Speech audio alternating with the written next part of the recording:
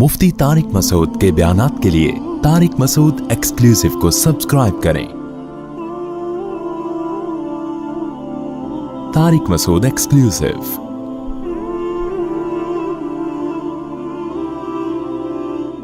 व दाऊद व सुलेमान, और ए नबी आप दाऊद और सुलेमान का भी तस्करा कीजिए। इद यहकुमान फिल हर्थ, जब वो दोनों एक खेती के बारे में फैसला कर रहे थे। अहादीस में, रिवायात में इसकी तफसील है, वो ये है कि दाऊद अलैहिस्सलातु वस्सलाम बादशाह थे, सुलेमान अलैहिस्सलाम आपके बेटे और जानशीन थे, वली अहद थे। आपके पास एक केस आया कि एक बकरियों का रेवड़ पूरा घुस गया एक खेत में और बहुत नुकसान पहुंचाया उसने खेत को। अब जो खेत का मालिक था वो केस लेकर आ गया दाऊद अलैहिस्सलाम के पास कि भाई इसकी बकरियां मेरे खेत में घुसी हैं और मुझे नुकसान हुआ है तो मेरे नुकसान की तलाफ़ी की जाए। तो बकरियों का मालिक भी पहुंच गया। तो दाऊद अलैहिस्सलाम ने क़यास के मुताबिक फ़ैसला किया, सीधा सीधा। वो फ़ैसला ये था कि भाई बकरियों ने जितना नुकसान पहुंचाया है, क्योंकि ये गलती बकरियों के मालिक की है, उसका काम था अपने रेवड़ की हिफाजत करना, उसने हिफाजत नहीं की। बकरियों ने घुस के खेत में जो नुकसान पहुंचाया तो तमाम का तमाम तावान ये बकरियों का मालिक भरेगा। लेकिन कमाल की बात ये थी कि वो तावान इतना ज़्यादा आ रहा था जो बकरियों की रेवड़ की कीमत के बराबर था। यानी इतना फसलों को नुकसान हो गया था कि उस फसल से जो आमदन होती वो बकरियों की कीमत के बराबर थी। तो लिहाजा तय ये हुआ कि सुलेमान हज़रत दाऊद ने यह तय किया कि भाई अब पूरी बकरियां ही उठा के इसको दे दी जाएं, यानी रेवड़ पूरा ही इसको दे दिया जाए। यानी ज़ाहिर अब कीमत दो या बकरियां दे दो, बात एक ही है। तो अब ये फैसला 100% इंसाफ पर मबनी था, लेकिन इसमें बकरियों के मालिक का नुकसान बहुत ज़्यादा था। बकरियों के मालिक का इसमें बहुत ज़्यादा नुकसान था कि उसका पूरा रेवड़ ही जा रहा है। तो हज़रत सुलेमान अलैहिस्सलाम ने सुलह का रास्ता इख्तियार किया। उन्होंने फरमाया कि नहीं, हमारा मकसद ये है कि हम जो खेत का मालिक है उसके नुकसान की तलाफ़ी भी हो। असल मकसद तो ये है, बकरियों के मालिक को नुकसान पहुंचाना हमारा मकसद नहीं है, बल्कि हमारा बुनियादी मकसद ये है कि जो खेत में जो नुकसान हुआ है किसान का या ज़मींदार का, वो उस नुकसान की तलाफ़ी हो जाए।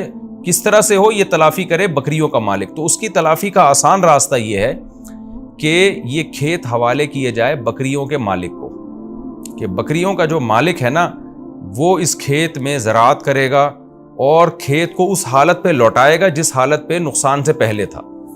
और इस दौरान ये तमाम बकरियां ये खेत के मालिक के पास रहेंगी और खेत का मालिक इन बकरियों से फ़ायदा उठाएगा, उसका दूध इस्तेमाल करेगा और ज़ाहिर दूध ही इस्तेमाल हो सकता है।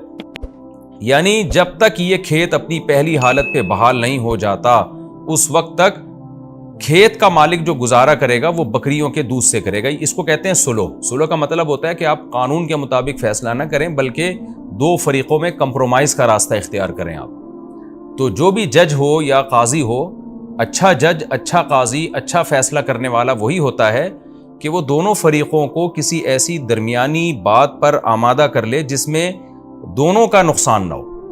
तो दाऊद अलैहिस्सलाम का फैसला भी हक पर मबनी था, लेकिन उसमें बकरियों के मालिक का नुकसान बहुत हो रहा था। तो इसलिए दाऊद अलैहिस्सलाम ने क्या किया, सुलेमान अलैहिस्सलाम ने सुलह का रास्ता इख्तियार किया कि भाई हमारा मकसद तो ये है कि खेत के मालिक का जो नुकसान हुआ है उसकी तलाफ़ी हो जाए। तो तलाफ़ी डाली जाए बकरियों के मालिक के ज़िम्मे। उससे कहा जाए भाई तुम हमें वैसे ही खेत करके दो जैसा पहले था, उसमें तुम्हारी मेहनत लगेगी, लेकिन इस मेहनत के बदले में तुम्हारी बकरियां महफूज हो जाएंगी। तुम्हारी जो कई सालों की कमाई है कि सारी बकरियां उठा के हम किसी को दे दें, वो बच जाएगी। तो इस पे खेत के मालिक भी इस पे राज़ी हो गया कि ठीक है भाई, जब तक मैं बकरियों से फ़ायदा उठाता हूँ मुझे मेरा खेत पुरानी कंडीशन में करके दे दे। तो ये इसको कहते हैं सुलह। फ़िक़ा में किताबुस्सुलह पूरा एक बाब है, हिदाया जो फ़िक़ा की मशहूर किताब है, उसमें तलबा पढ़ते हैं किताबुस्सुलह। आज के दौर में इसकी एक बेहतरीन मिसाल है हमारे सामने।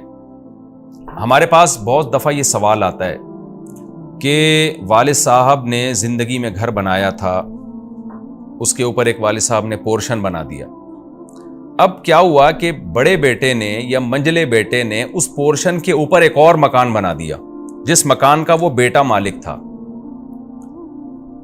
अब वालिद के मरने के बाद मसला ये खड़ा होता है कि ज़मीन और नीचे का पोर्शन उसका तो मालिक वालिद साहब थे और जो ऊपर वाला पोर्शन है उसका मालिक था बड़ा बेटा। अब शरीयत ये कहती है, कानून ये कहता है, मुफ्ती जब फतवा देगा तो ये फतवा देगा کہ بھائی اوپر والا پورشن جس بیٹے کا ہے، چونکہ وہ زمین کا مالک نہیں ہے، حتیٰ کہ مکان کی چھت کا بھی وہ مالک نہیں ہے جو نیچے والا مکان ہے، تو شرعی طور پر اس کی حیثیت یہ بنتی ہے کہ اوپر والے شخص نے نیچے والی زمین کو عاریتاً لیا ہوا ہے، یعنی استعمال کے لیے لیا ہوا ہے۔ بھائی میں آپ کو اپنی بائک دیتا ہوں استعمال کے لیے، میں آپ کو اپنی گاڑی دیتا ہوں استعمال کے لیے، تو جو اپنی کوئی بھی چیز استعمال کے لیے کسی کو دیتا ہے اسے ہر وقت حق ہوتا ہے کہ وہ اپنی چیز واپس لے لے، چاہے وہ 100 سال کے لیے بھی دے، لیکن عاریتاً دیا ہے نا تو حق ہے۔ میں آپ کو اپنی گاڑی دیتا ہوں استعمال کے لیے، بائک دیتا ہوں، میں کہتا ہوں جی میں نے آپ کو 20 سال کے لیے دی ہے، لیکن کل میرا دماغ گھوم جاتا ہے، میں کہتا ہوں جی واپس کرو، مجھے نہیں، یہ تو کیونکہ ایک تبرع ہے نا، احسان ہے، تو جب چاہیں آپ اپنی زمین واپس لے لیں، اپنی گاڑی واپس لے لیں۔ تو جیسے آپ کسی کو سواری کے لیے اپنی گاڑی دیتے ہیں تو عاریتاً آپ کسی کو اپنی زمین بھی دے سکتے ہیں کہ بھئی یہ میری زمین ہے، اس پہ چاہو اپنا گھر بنا لو۔ اب کسی شخص نے آپ کی زمین پہ اپنا گھر بنا لیا تو آپ کو شریعت ہر وقت یہ حق دیتی ہے کہ آپ کسی بھی وقت اس سے کہہ سکتے ہو مجھے اپنی زمین چاہیے اور یہ مکان خالی، یعنی گھر توڑ کے لے جاؤ، بڑا ملبہ اٹھاؤ یہاں سے، یہ شرعی طور پہ حق ہے۔ تو جب بھی آپ کسی کے گھر پہ اپنا گھر بناتے ہیں تو خوب سمجھ لیں، جو نیچے کا جس کا پورشن ہے، جس کے پاس لینڈ ہے، جس کے پاس زمین ہے، اس کو یہ حق ہے کہ وہ کسی بھی ٹائم پہ آپ کو کہہ سکتا ہے کہ یہ مکان اوپر توڑ تاڑ کے لے جاؤ، میری زمین اور میری چھت مجھے خالی کر کے دو، یہ شرعی طور پر اس کو حق ہے۔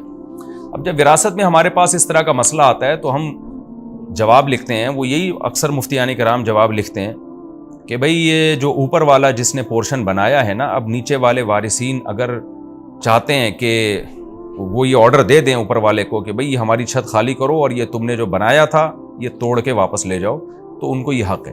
لیکن آپ کو پتہ ہے اس میں اوپر والے کا نقصان بہت ہے، اس نے لاکھوں روپے لگا کے ایک فلیٹ بنایا اور فتویٰ یہ دیا جا رہا ہے کہ جی توڑ کے لے جاؤ، تو پھر مفتی سلو کا راستہ یا ایسی صورت میں اختیار کرتا ہے، جو ہم کرتے رہتے ہیں، لوگوں کو بتاتے رہتے ہیں کہ بھئی دیکھو، بجائے اس کے کہ آپ جس بھائی نے اوپر کا پورشن بنایا تھا اب اس کو توڑنے کا آرڈر دیا جائے گا، آرڈر دیں گے تو اس کو توڑنا پڑے گا، اس میں اس کا نقصان بہت ہے، تو ہم کوئی ایسی صورت اختیار کر لیتے ہیں جس میں اس کا بھی نقصان نہ ہو اور نیچے والوں کا بھی نقصان نہ ہو، تو اس میں پھر سلو کا راستہ اختیار کیا جاتا ہے۔ پھر یہ کہا جاتا ہے بھائی یہ دیکھا جائے کہ اوپر والے گھر اگر نہ ہوتا تو اس پورے مکان کی قیمت کیا ہوتی، اوپر والا گھر بننے کی وجہ سے اس پورشن کی قیمت کیا یعنی اس پورے مکان کی قیمت میں کتنا اضافہ ہوا ہے۔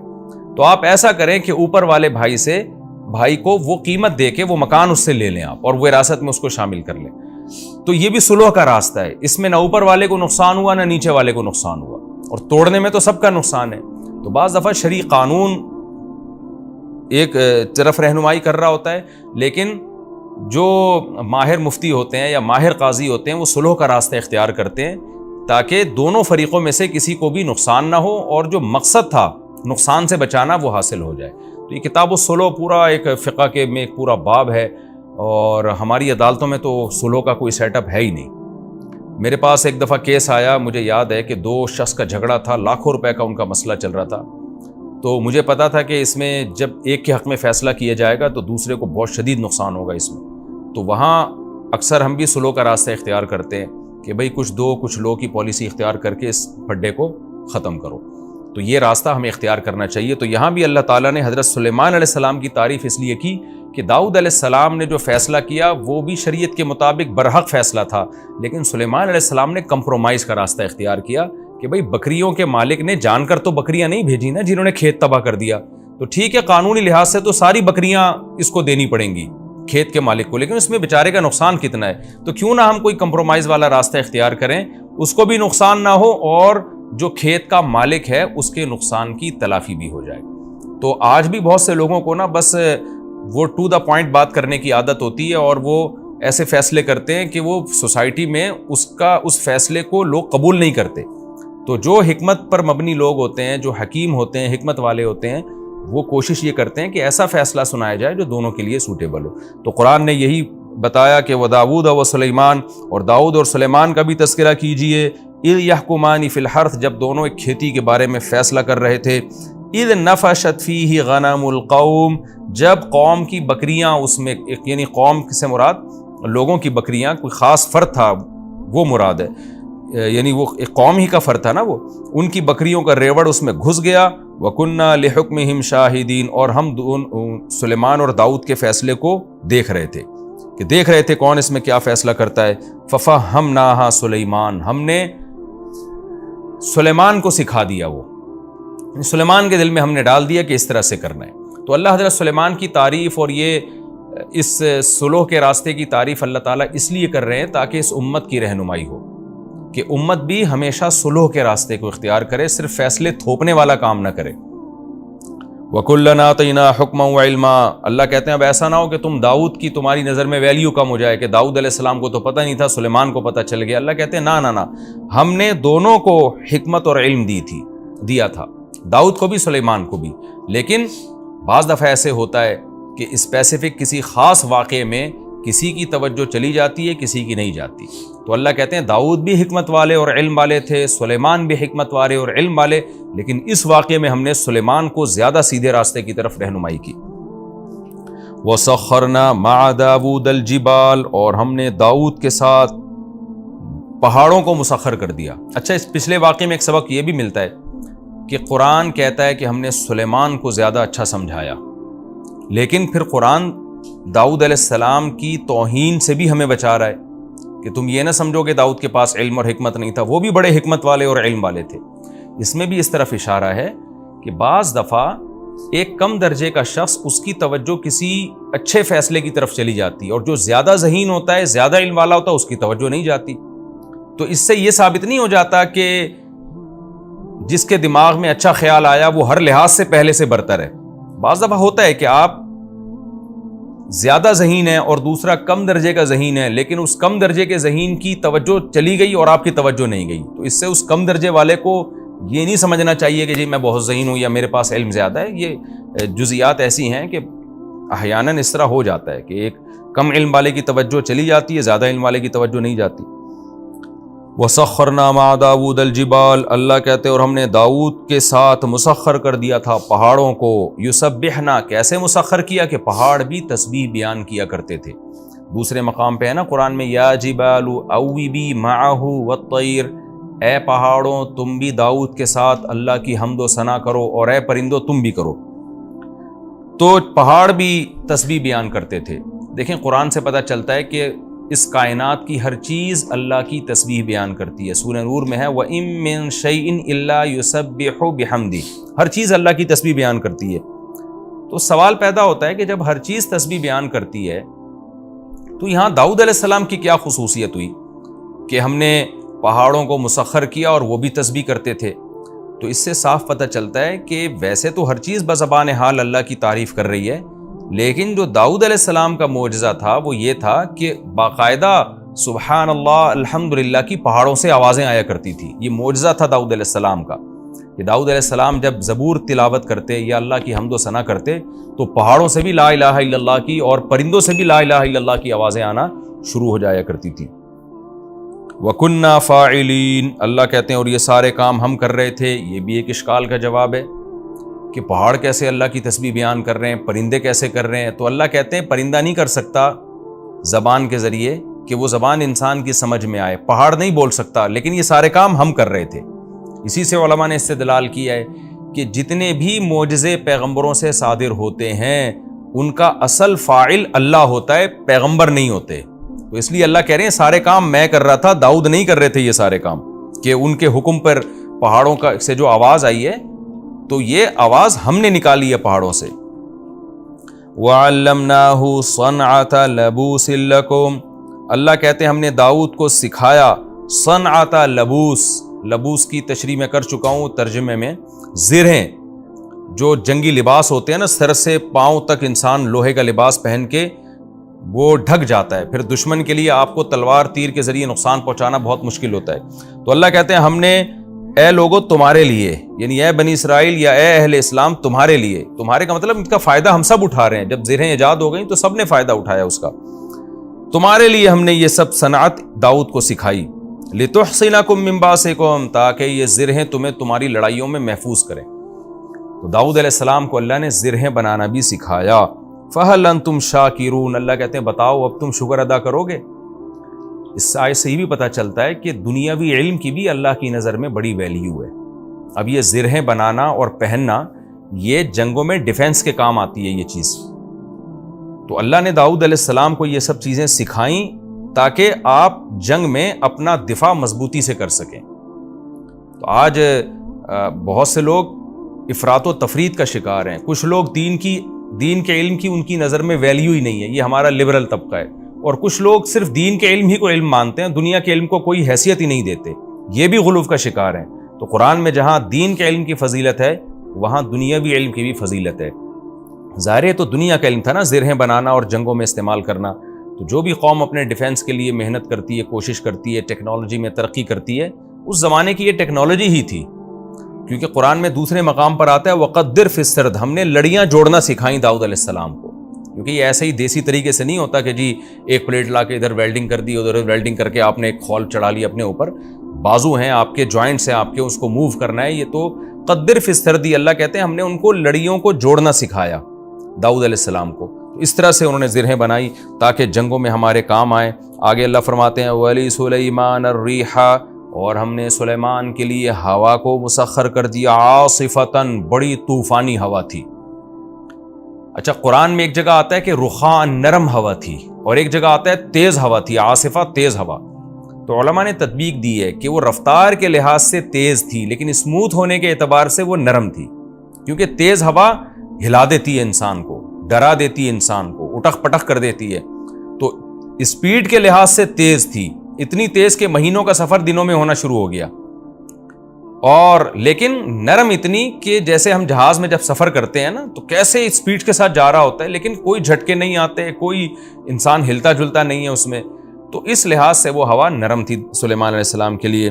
تجری بامرہ الی الارض التی بارکنا فیہا, یہ ہوائیں چلتی تھیں سلیمان کے حکم سے اس زمین کی طرف جس زمین میں ہم نے برکت رکھی ہے, یعنی ارض شام, بیت المقدس. سلیمان علیہ السلام کا مرکز اور داؤد علیہ السلام کا جو مرکز تھا خلافت کا وہ بیت المقدس تھا, فلسطین تھا. وہاں سے آپ پوری دنیا میں ٹریولنگ کرتے تھے تو اس کے لیے آپ کو ایک تخت اللہ نے دیا جو ہوا میں اڑتا تھا, اور ہوائیں پوری فوج کو اور جنات شیاطین کو لے کے جہاں چاہتی بہت اس رفتار کے ساتھ وہ ہوائیں آپ کے تخت کو پہنچا دیا کرتی تھی. وَكُنَّا بِكُلِّ شَيْءٍ عَالِمِينَ, اور اللہ کہتے ہیں ان تمام چیزوں کو ہم جانتے تھے کہ ہم نے سلیمان کو کیا کیا نعمتیں دی ہیں اور کیوں دی ہیں. یہ سب چیزوں کا ہمیں علم تھا. یعنی جس کا علم کامل ہوتا ہے تو وہ کام وہ کرتا ہے جو حکمت پر مبنی کام ہوتے ہیں. تو یعنی ہمارے تمام کام حکمت پر مبنی کام تھے. وَمِنَ الشَّيَاطِينَ, اللہ کہتے ہیں اور ہم نے سرکش جنات, شیطان کا اطلاق سرکش جناتوں پر ہوتا ہے. تو یہاں شیطان سے ابلیس مراد نہیں ہے بلکہ سرکش جنات ہم نے وہ بھی مسخر کر دیے سلیمان کے لیے. من, وہ جنات تھے یغوصون لہو, جو سلیمان کے لیے غوطے لگاتے. جیسے روایات میں اور قرآن میں ہے کہ سمندر کے اندر غوطے لگاتے. کیوں لگاتے؟ سمندر کے اندر سے نایاب موتی, ہیرے, جواہرات نکالتے تاکہ سلیمان علیہ السلام کی معیشت اس سے مضبوط ہو. یہ بھی اگر آپ دیکھیں کہ معدنیات کا کسی ملک میں نکلنا اس ملک کی معاشی ترقی کے لیے بہت مفید ہے. اس کا ثبوت قرآن سے بھی ہے.